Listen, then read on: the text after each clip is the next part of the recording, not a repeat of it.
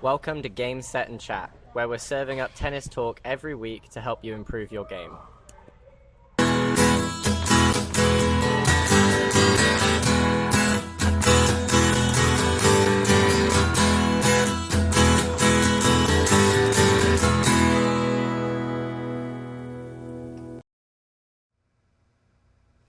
All right. Episode 11, Philip. Episode 11. And so we're one away from our season finale. Which kind of times up pretty close to the F1 summer break. Yeah. Did you plan that? Well, yeah, everyone, I don't know how many Americans really follow F1, but anyone that follows it, I am representing our F1 winner this week, British Lando Norris. So Yeah, he's got his shirt on, jersey on. I don't know if you call it a jersey, but... managed to find this one, and I thought it was appropriate That's nice. this week. It was a pretty good race. So, yeah, not all things tennis. We talk about other sports too in this podcast. Nice. Yeah, I like to keep, I don't know if people have been noticing, I like to try and keep my tops themely.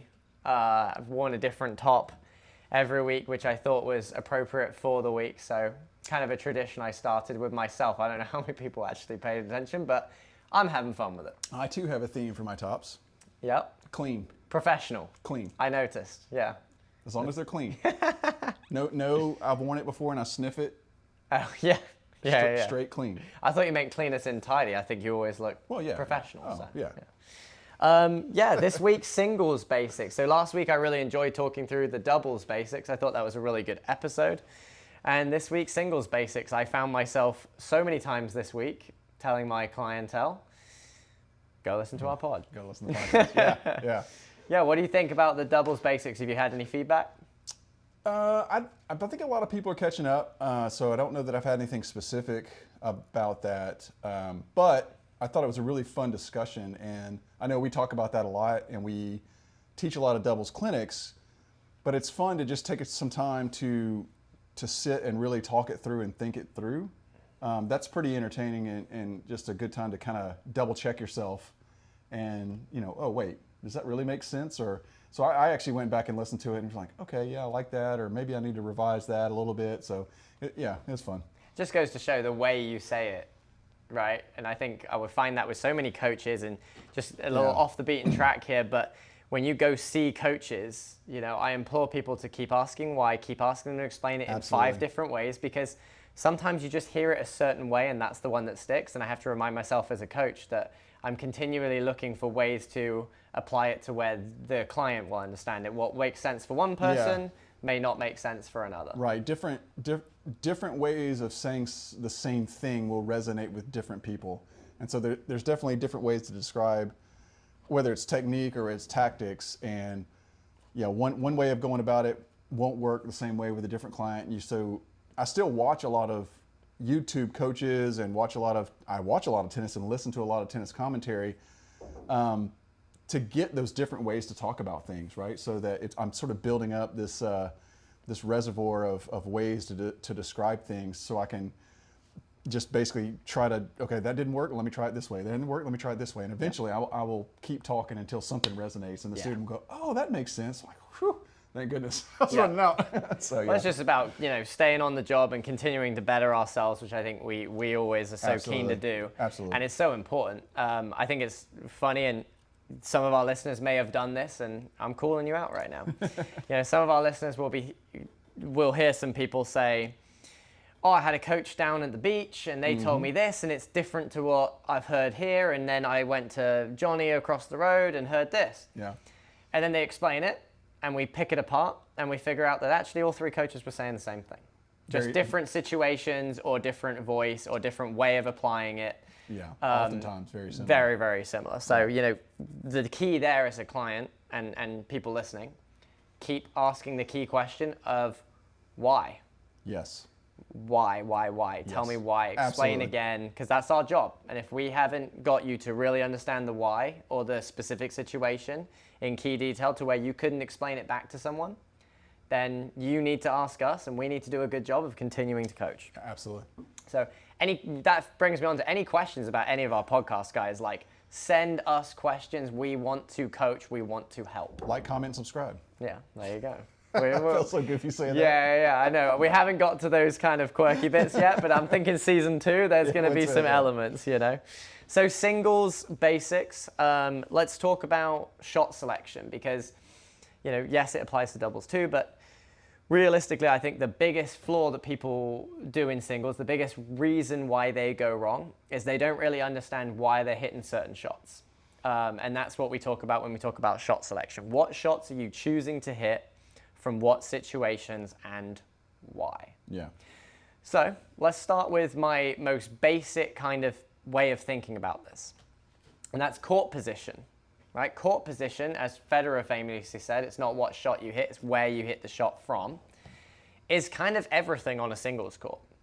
So you might see some online stuff where they coach zone tennis, and they kind of talk about what zone you're in. And if you're really far behind the baseline, you're in a defensive zone. And if you're really far in front of the baseline, you're in an attacking zone. Well, based off where you're stood, you're going to need to make different shot selections, right? And so this is the first thing we want to go into today with singles basics is what shot selections are they? And we're going to keep it relatively simple for everyone today, but Philip, if you were 6 feet behind the baseline, trying to hit the ball as hard as you can low over the net towards the sidelines might be something you see on a day-to-day basis, but we cannot argue that's a smart shot selection. No, that's a very risky shot. Yeah, I think one of the things for me at the rec level, and you know, obviously working with a lot of more rec players, the zones, and you hear things like no man's land and things like that. I think it's important to understand that those are concepts, not defined areas on the court. What I mean by that is typically when people say no man's land and we're talking singles, they're saying if you're a couple of feet inside the baseline to maybe a couple of feet behind the service line, where typically at a high level, people like Noah and the better players, you're not hitting a volley and you're not hitting a good ground stroke. So that's no place to be. It's no man's land. But for rec players, if you're playing against somebody whose ground stroke ball is landing at the service line, you may need to be standing there. Yeah. That may be your quote unquote baseline. Yeah. Right? And so no man's land might actually be the service box or the service line. Yeah. Right. So I think it's important to understand, you know, if you're watching other online content, or even as we talk about this and we're talking about zones like no man's land or whatever, it's keep in mind for the rec player, depending on the person you're playing and the type of ball you're typically receiving, that zone may be in a physically different spot on the court. And for your level too, right? Yes. You know, for your own level, the example I gave at the start was, hey, if you're really far behind the baseline, right? Well, for some players, they might use that exact same concept of I'm really far behind the baseline. That might be if they're stood 2 feet inside the baseline, right? If you're a USTA 2.5 and you're 2 feet inside the baseline, for your level, that's pretty far back in the court to try something more aggressive or more risky or more tactical. So what Philip's saying, I think, is an astute point. Like, the better your level, the more these positional things change. Yeah. But as a concept, you're looking at how far back am I? How far away from the net am I? How far away from my opponent am I? The further you are away from your opponent, the more time they have to respond to something. And the risk reward is kind of offset. You take huge amounts of risk, and when you think about it, and this is maybe the question you ask yourself is, okay, I took a huge amount of risk to hit this shot. If it had come off, would the reward have been there? Right. Because if the answer is no, then you probably shouldn't have hit it in the first place. Yeah. Right? Enormous risk for no reward. It's not a way to win a tennis match. Yeah. So let's go through some of these zones, and we understand that the court position changes through these zones, but you have a defensive zone. So for you, when you're playing defensively, when you're in trouble on a singles court, you're going to want to hit the ball very high with more margin over the net potentially. And you're going to want to aim way closer to the middle of the court, right? Because that is your biggest margin. And when you are defending on a singles court, priority is to hit the ball in. Yeah. Make them play another shot. And we speak about how at the pro level, sometimes they've given up on the point and that's when they'll go for the hot shot. But most of the time too, at a pro level, it's if you're in trouble, you're trying to fight your way out of it by hitting the ball middle, taking it angles away, playing safe. Yeah, it's just their defensive shots look a heck of a lot better than our defensive shots, right? So, so even their defensive plays, when you're still training your eye, watching the pros, their defensive plays can look pretty aggressive. For sure. Right? And so that we can get, so as rec players, we can get a little caught out in that, right? Yeah. And so we try to go do that same shot. And for us, that's not a defensive play. That's we're going for our version of the ESPN highlight shot, right? And so well, it's funny because I was coaching you guys on Saturday, and I was talking about the law of four, which we're not going to get into right now, but we were speaking about exactly that, how my defensive shot might look like someone else's aggressive shot from a stroke standpoint and speed standpoint. So when you're watching Wimbledon and you see Sinner crack the ball through the middle of the court with plenty of spin, effectively he's defending that ball. Just doesn't look like it. It just doesn't look like it. Because he's slapping at it. And he's hitting it harder than I've ever hit a ball in my life. So. For him, it's a defensive shot, and he's playing based off where he is in the court and the situation of the point. Yeah. So then we talk about, okay, where I am makes a difference. Well, probably the biggest takeaway with this segment of where I am in the court makes a difference is when you go out and play a singles match, you're inevitably going to have a tactic in mind, hopefully. Right? Hopefully you're playing with a way of, right, to beat this player, I want to try and achieve blank. I want to hit it to their backhand, or I want to make them run, or I want to bring them into the net using a drop shot. And most of our listeners, including high-level players sometimes, will take that advice and they'll run with it no matter where they are on the court. And they'll go, oh, I have to try and drop shot this person. So point starts, and before you know it, they're trying to drop shot. Yeah. Court position is everything. You have to build the point. You have to earn the ball that you feel good about, then commit on that shot. And so it's about patience and waiting for the right ball. In this instance, we're talking about the right ball often being based around where you are in the court. The closer you are to the net, now we have a chance to maybe do something. At a pro level, maybe your toes are on the baseline and that's your opportunity. At a rec level, maybe your toes are nearing the service line and that's an opportunity, right? So the position changes, but the theme being be patient and wait for the right ball to use a tactic on. I'm going to actually not push back. I would say I think actually a lot of rec players don't have a good tactic in mind. Yeah, they're just hitting balls. I think it might be as simple as, oh, their backhand's worse, so I'm going to hit as much as I can to the backhand. I mean, honestly, I think there's a lot of times we just go out there and think, well, if I can make 4 in a row and see what I get, and we don't really have a good concept of when to be defensive and when, other than just reaction, right? Yeah. So a lot of times I think singles-wise we can feel out of control, and it can be very stressful because we don't have that sort of a clear picture and a clear strategy. Mm-hmm. It's actually one of the things, I haven't played a lot of singles in a long time. When I did play it, it was at the sort of 2-5-3-0 beginner level, and it was literally I get it back over 3 times, I'm probably winning. Yeah. Which worked.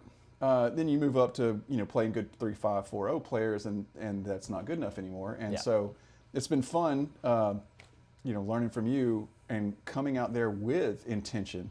And the nice thing I found is from a mental perspective, if I have intention, then I feel calmer and less stressed, even when maybe it doesn't work or the opponent just hits a really good shot. Yeah. I still feel like, okay, they got theirs, they're going to win points, but I still know what I'm trying to accomplish. And I think that that's something that rec players can really take away is have a goal, have a tactic, a strategy in mind. Yeah. It doesn't matter necessarily what it is, but if you have it and you're trying to accomplish something, that can help to calm you down and help you play better rather than just, oh, that ball came there, I'll just slap it here. Yeah. Because it's funny, coming from doubles, what I find is I feel like I've got a pretty good handle on what I should be doing all the time in doubles, so I feel pretty calm. Then I go play singles and I look up and there's so much open court. And I go, oh crap, what do I do? Yeah. So that's where having a strategy and certain tactics to implement that strategy really helps, so I don't have to think about what do I do next. Because I think a lot of rec players, we get into that what do I do next kind of mentality. And so that would just be about having a game plan in mind, right? Being intentional with what you're actually trying to achieve out there. So when you're out there and you're thinking, okay, if I'm in a bad court position, I might go defensively to the middle of the court, high. If I'm not defensive, but maybe I don't get a ball that I feel really good about using a tactic on, I'll hit the ball to their backhand, right? Or I'll hit the ball cross court. We're going to talk about that next. And when I get a shot that I like, I'm going to try and win this singles match by doing blank. And there's your tactic. And I think Philip brings up a really neat point too of it's not really about what you pick to start with, right? If you go back to our psychology of match play episode, you'll have to figure that out throughout the match. But if you pick something and you ride with it for a couple games, maybe then you get the information you need. Okay, is it working? Is it not working? Maybe we need to do something else. Maybe we can stay the course and keep doing it. And being aware of, is it not working because it's the wrong tactic or strategy? Or is it not working out of execution? Yeah. And so oftentimes you may miss a few shots and think, oh, this isn't working. Actually, the strategy is fine. Yeah. You're just not executing. Yeah. And so if you can focus more on execution, start to execute better, the tactic or the strategy may work fine. Now, the finesse becomes some days you just don't have whatever shot it is you're trying to pull at the rec level. So maybe you do need to change the strategy if the execution's not there, if it's just not your day for your backhand or not your day for, your overhead or your volleys or whatever. Right? Yeah, you kind of have to say, right, is this a shot that I feel like is gonna come around? Yeah. And if you have that gut feeling of like, I just don't have it today, then unfortunately that tactic is left on the table, and maybe it's the best one. I have a good story about that actually. One of the players that I played at a junior level, I had a good match and I won. And I was speaking to one of my friends from England, and he lost to that same player. And he said, oh my goodness, how'd you beat that player? He's so good. And I said, oh my goodness, he played horribly. And it turned out I was going to the net very often against this player. And every time I went to the net, he was missing. Now my friend went to the net first game of the match and missed a couple of approach shots. Didn't try it for the rest of the match. Yeah.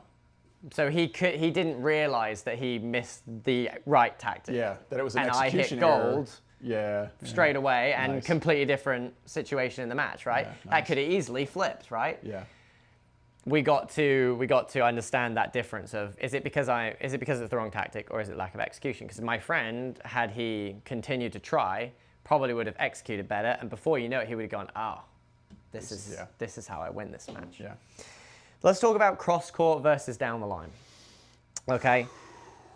Classic thing that we try and teach to our juniors is to hit more balls cross court. Yes. If we're keeping it simple, right, and we're saying how do you be successful on a singles court, it's hit more balls cross court. Yeah, absolutely. If you're taking it to another level, you're looking at things like natural angles that might mean some things to some people. You're looking to hit inside balls, all that kind of thing. But we're not going to get into detail today. Hit the ball cross court more often. Yeah. Cross court is a better single shot. Philip, tell us exactly why cross court tends to be more productive from a safety standpoint and from a target standpoint and a court standpoint. It's for a lot of the reasons why if you listen to the basics of doubles, that we call the cross court player, because it's the lowest part of the net, it's the longest part of the court. So it is higher percentage. And yeah, at the rec level, playing high percentage tennis will win a lot. So you want to go back cross court as much as you can, looking for the time to then change direction, because it's the high percentage play. And if you can hit a quality ball for your level, and you can be patient and play the cross court game, you're probably going to win, either because you hit a better ball or your opponent gets impatient and then tries to change direction, hits a weaker ball or misses, goes in the net, or goes down the line and misses. So it's just all around. It's just the high percentage tactic, and most times, at a rec level, you're playing for high percentage tennis because that's really probably going to win you a lot of points and a lot of matches. And I will say, not just at a rec level. I had my college clinic out, and the French Open was on, and I made them watch the French Open, and I said, right, we're just going to sit here and we're just going to watch 6 points. 6 points. Tell me how many balls go cross court. And the lads were like, all right, because that's what we were working on that day, natural angles. And the lads were like, all right, like, let's see them do it. And they kind of stood there in front of the TV and we went, right, count them. And they went, all right, cross court, cross court, cross court, cross court, cross court, down the line, cross court, cross court, cross court. And you could just see their eyes go and their brains go, huh. And there's crazy statistics too about the first player to change direction and how often they lose the point. Yeah, it's majority of the time the person that changes direction loses first the point. Loses the point. It's crazy. If you just stay on the directional for longer and strike a clean ball, you're looking pretty good in the point. So if you take nothing else away from this podcast, Hit you're more like, cross-court balls. Yeah, it is that simple. And you know what? Last week, doubles basics. Hit more cross-court balls, as the right? cross-court player. Yeah, we I'm thinking about some T-shirts for next season. I mean, hit more balls cross-court would be a good tagline, right? Yeah. So more balls cross-court, you're going to set yourself up for success. Let's talk about the approach shot, because I think so many people think about singles and, it's hard to get to the net and I can't get to the net and so much court to cover and things like that. And I'm a massive advocate for coming to the net in singles. You've got to be able to work the net. Whether you're a rec player, a junior, a college player, an aspiring pro, we've got to be able to take opportunities and put pressure on them and go in. We're good enough to do it. More often than not, we just go about it the wrong way. We come in off the wrong ball, or we come in from too far back in the court. Goes back to my first point that I made. We don't pick the right type of shot to really damage our opponent. We're not brave enough with our approach shot. And then we blame our volley because our volley was so much harder than it needed to be, right? Yeah. And I think from a positional standpoint, playing more approach shots down the line, which is your classic taught thing in singles, is approach down the line and come to the net off a down the line shot, because that's going to narrow the options for the opponent. If you go down the line, they have to create their own angle to beat you, and you're coming straight onto the net to go and attack that volley. Yeah, I think it's just a general tactic that's pretty good. Sometimes I will even simplify it and just say I'm going to approach it to what I feel like is their relative weakness. Yeah. And sometimes that may be right back to them. Absolutely. That's another thing I think is a little bit different at the rec level than at the higher levels, is our footwork can let us down, because we're typically not elite athletes, or we wouldn't be rec level athletes in our 40s and 50s and 60s and 30s and everywhere else, right? But what I mean by that is a lot of people, even at the rec level, if they're very athletic, and they'll be really good with the big movements. They'll be really good running forward and backwards and side to side on the big movements. But what they're not so good at is if you aim right at their feet, the little shuffle steps to clear space. And so if you get a ball that you're further inside the court, but maybe it's not, a high ball or a slow enough ball that you feel like you can really be aggressive with it, I feel like the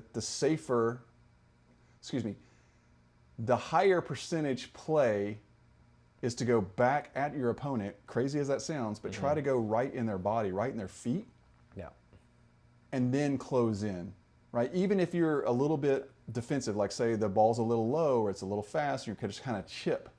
But if you can chip it low and at their feet, then you come in, they're not clearing enough space to really give a good look at a forehand or a backhand. So maybe they're just trying to chip the ball back, or they're trying to pop the ball up. So even though it may not be a shot that you feel like you're really aggressive on, but you've moved so far in the court that I'm not going backwards to cover that, right? So it's either I'm in and I win, or tap the racket next point, So think about going back at your opponent into their feet as a high percentage play. That sounds a little crazy, I think, sometimes. No, I think this is a really good point. And I think it goes back to, sometimes people see a lot of open court and they think, I must have to go over there, right? But when you actually hit the ball, your opponent probably won't be in the same place that you think they are. Yeah. They're moving the whole time. So if you're playing based off where they are, you're not watching the tennis ball. At contact. And so that becomes problematic. Let's bring it back around to kind of a generic game plan, because if we're talking singles basics, we want our listeners to have a really solid basic game plan, the same way that we left them with a nice basic doubles game plan, right? So if we bring back around some of our points, if you're in a bad court position for your level, you're further back than you want to be, or you're out wide, or you feel defensive or in trouble, let's try and prioritize getting that ball in at all costs. Let's go high, let's go middle. Yep. If you are in a court position or have a shot that you don't think is super difficult, but you also don't go, oh, right, this is it, let me get after it. Cross court. Let's hit that thing cross court. If you get into a good situation and you say to yourself, I really like this ball, I feel like I'm inside the court for your level, I'm closer in for your level, and it's chance to go and be aggressive, then that's when you're aggressive. And Philip, this is your chance to talk about it. Yeah. He loves to talk about it, and I think he puts a really good point forward when we hear the word aggressive. So talk so about there's it. multiple ways to be aggressive. So most of the times when we say be aggressive, the immediate thought is I'm going to hit it harder. And for rec level players, that's a pretty risky shot, because our hitting it as hard as we can, or hitting it hard enough to really damage somebody, can be a very risky ball. And you don't want to have earned that weaker ball, that shorter ball, that ball that you feel like you can be aggressive on, and then waste it on an error because you just tried to take the cover off the ball. So being aggressive with that ball might mean shot placement. Maybe it's not as hard, but you're going closer to the line. Or it could mean shot selection, right? So you're inside the service box, the ball's bounced, it's a floater, and maybe you take that drop shot. So don't think of it just as being aggressive is just hitting the cover off the ball, but it can also be where you aim, and it can also be the type of shot you choose. So there's more than one way to be aggressive. And so when you're going out and practicing the various things, yes, you want to practice taking the cover off the ball, especially if it's been a long day at work, and you can imagine some people that maybe caused you to have to go a few extra meetings, their faces on the ball, and you want to take out a little frustration. That's fun, right? But also practice that short sitter and taking the drop shot, or taking the short spinny ball that spins off the court so that your opponent now has to run. The other thing I think I would say at the rec level is aggressive does not equal winner. Mm-hmm. Aggressive is still a setup shot.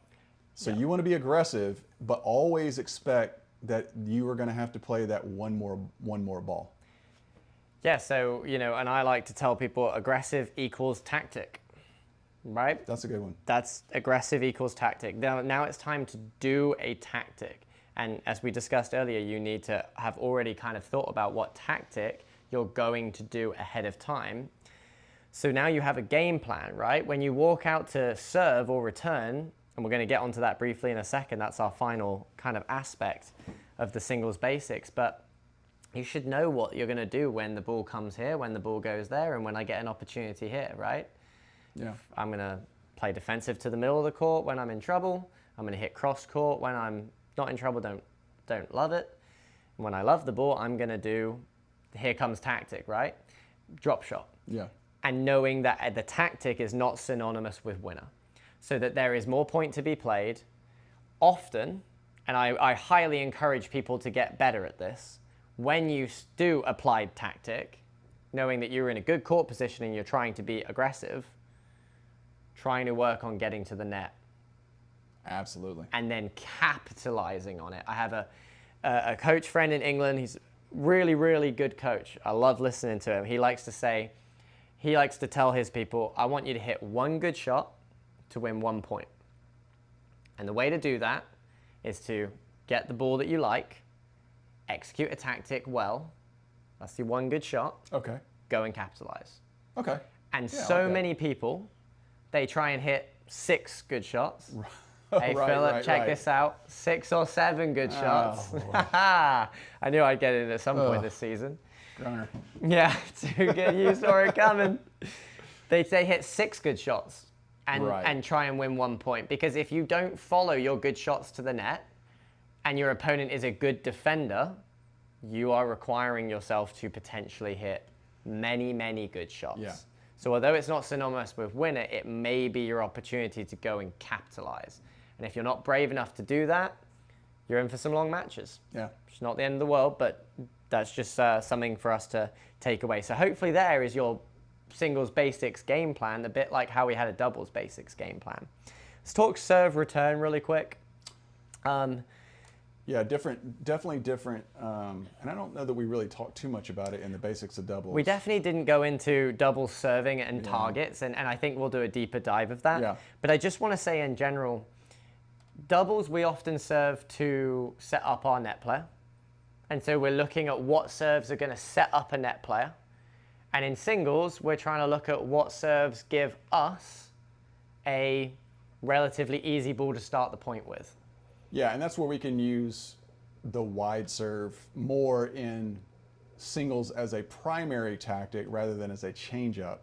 Yeah. And so, yeah, if you can use the slice serve and the slicer out wide and the kick serve, then hopefully you hit it well enough. Again, that's execution.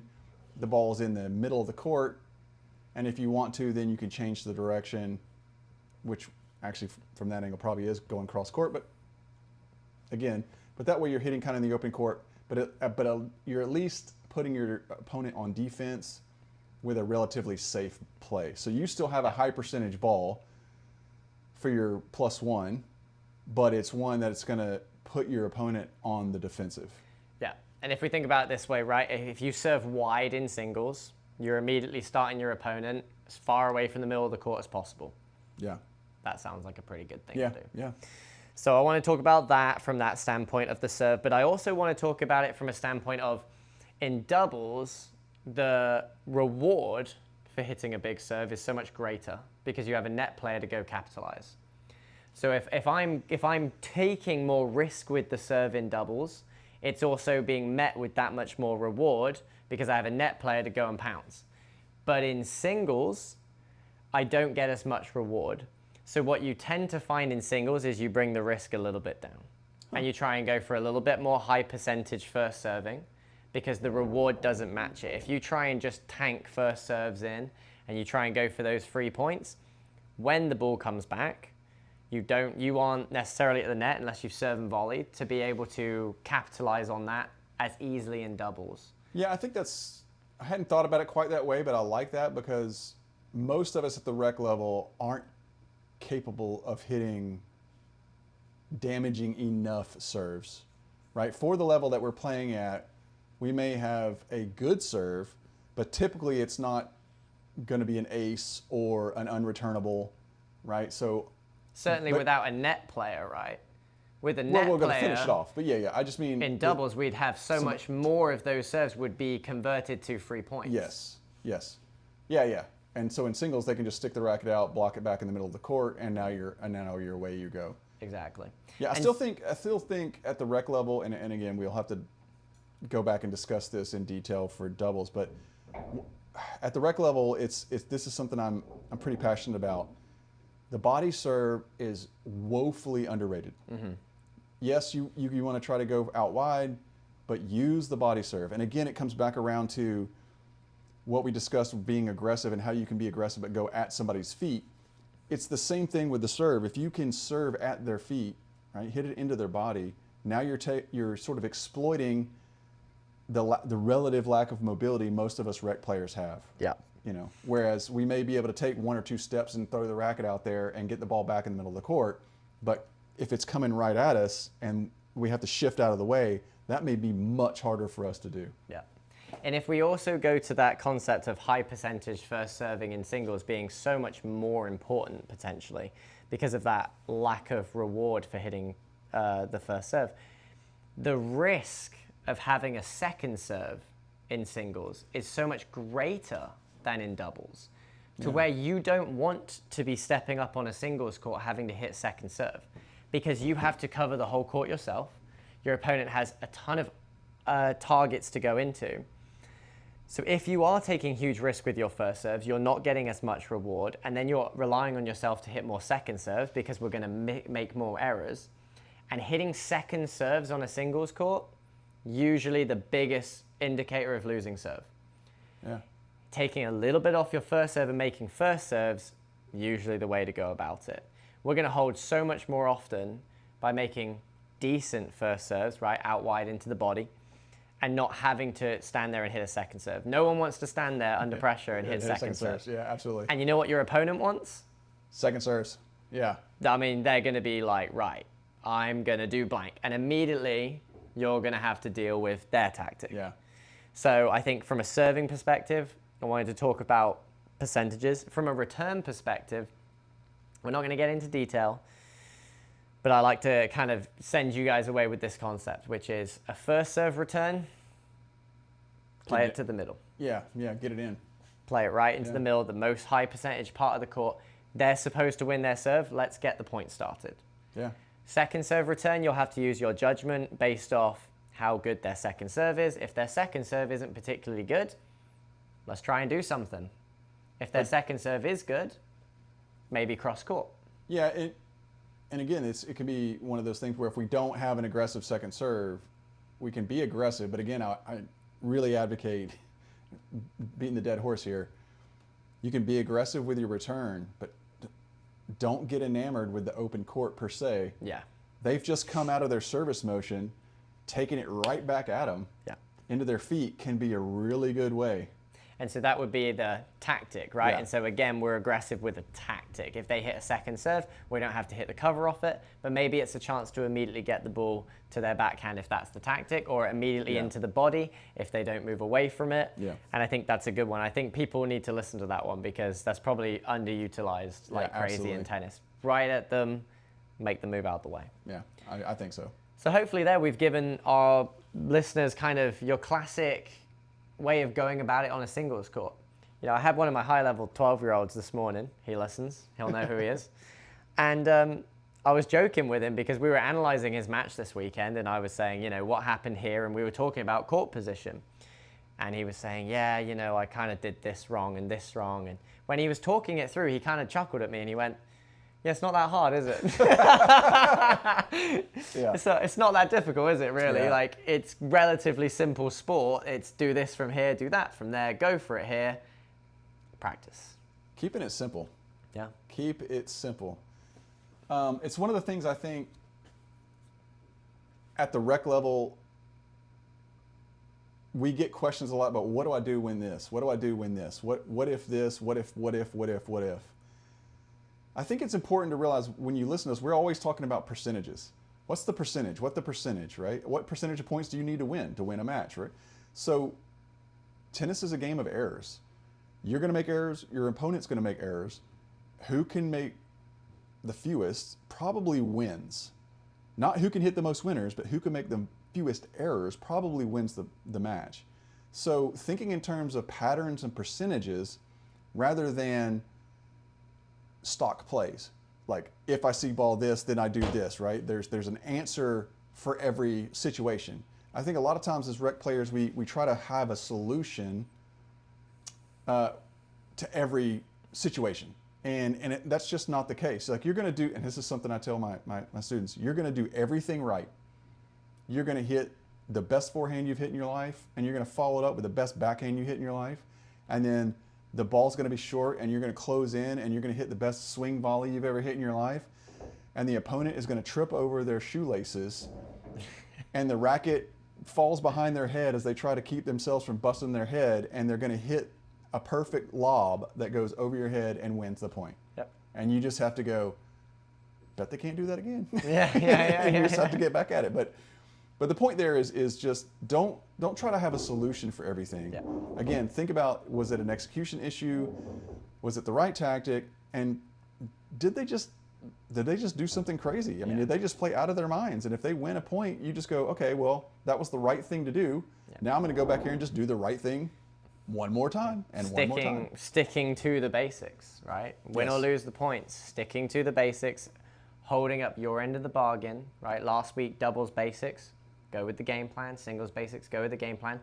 They're the basics for a reason. Yeah. It's because they're taught to win the majority of points, Yeah. but we don't teach you to win 100% of the points. Nope. So, trivia. Now, last week, I said I was going to post it on social media, and I did. Okay. So, The trivia question last week was, on average, what is the length of point in professional doubles? You want to take a stab at it? Our audiences online have taken a stab at it. 5 seconds. Oh, I'm talking about shots. Oh. The seconds would be a good one. Maybe we should 2. do seconds. So we thought we're going 2, right? The votes online were 40% said 1 to 2 or 0 to 1.5 because we can't work in. Yeah. 40% of our voters said 2 to 3.5, and 20% of our voters said It's probably 2 to More than 3.5, but I'm going with the first one. 2 to 3.5. Yeah. 2 to 3.5. It'll be really interesting. I'm going to actually go away and try and do some research and find out what the average singles length of point is, which is not our trivia question tonight. Maybe it should have been. It should have been. That was a good one. But there you go. There's your answer. So in doubles, 2 to 3.5 shots. Well, that's a serve and a return. And a volley. Maybe something else. Yeah. On average. And if that's an average, that means there's a lot of points that are 1 and done, 2 and done, right?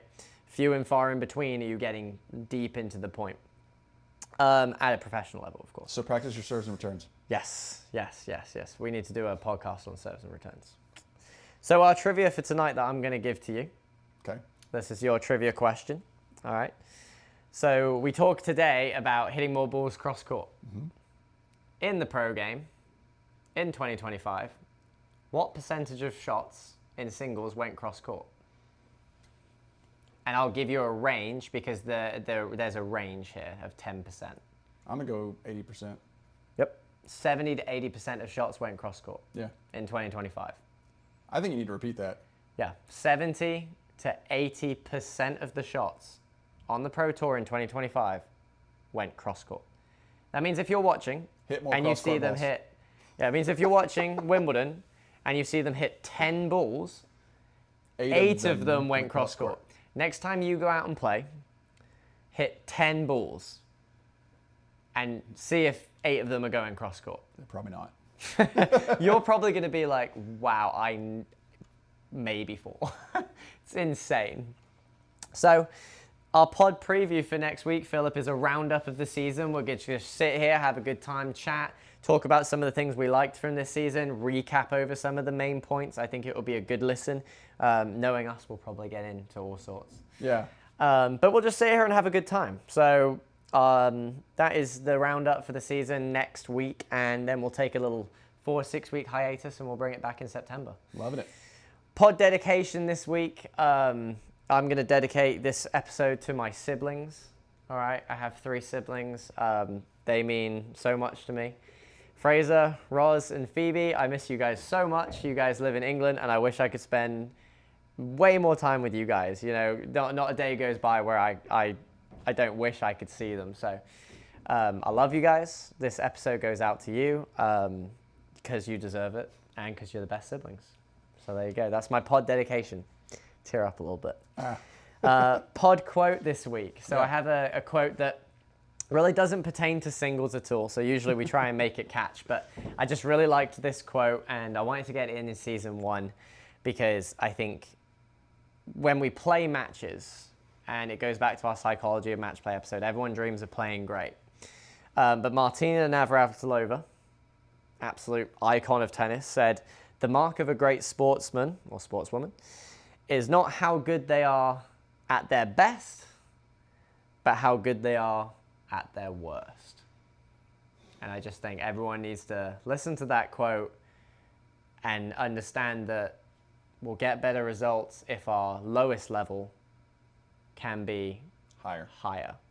How do we make our lowest level higher? And this brings us back to last week and this week. We do the basics. Execute the basics well. Really well. Yeah. Even if you're having a off day, if you stick to high percentage basic tennis, your lowest level is probably going to be higher. Love it. Crushed. There you go. We'll see everyone next week. Thanks for listening to Game, Set and Chat. If you enjoyed hanging out with us, make sure to like and subscribe so you don't miss the next one. We'll see you next time. Until then, just keep swinging.